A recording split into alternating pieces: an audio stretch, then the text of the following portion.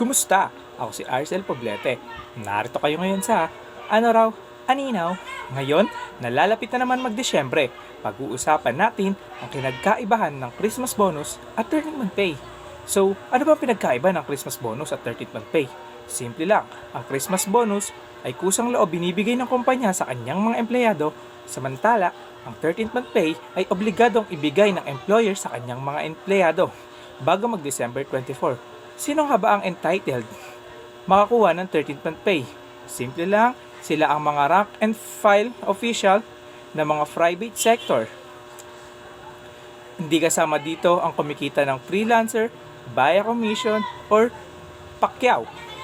Samantala, ang mga kasambahay naman ay obligadong bigyan ng 13th month pay ng kanyang mga amo.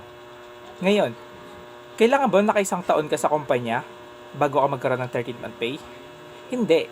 As long as nakapagtrabaho ka na ng higit sa isang buwan sa kumpanya, ikaw ay entitled na makakuha ng 13th month pay.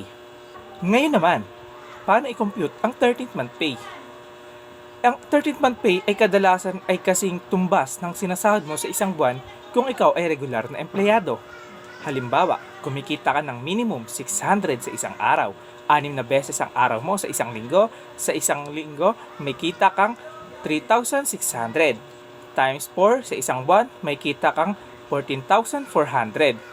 Ngayon, ang 14,400 mo, siya ang 13th month pay mo. Kung 12 months ka nang higit na nagkatrabaho sa isang kumpanya. Yun lamang, ako si Arcel Poblete, na hanggat may aninaw, kami ay maglilinaw.